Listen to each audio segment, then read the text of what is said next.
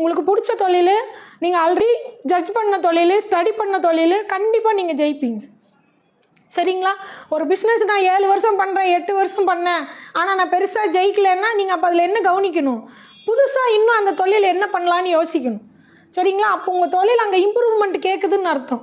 நீங்கள் 7 வருஷம் பண்ணியும் அந்த தொழில் அதே ஸ்டேஜில் இருக்கீங்கன்னா உங்ககிட்ட இன்னும் நியூ ஐடியா இல்லைன்னு அர்த்தம்.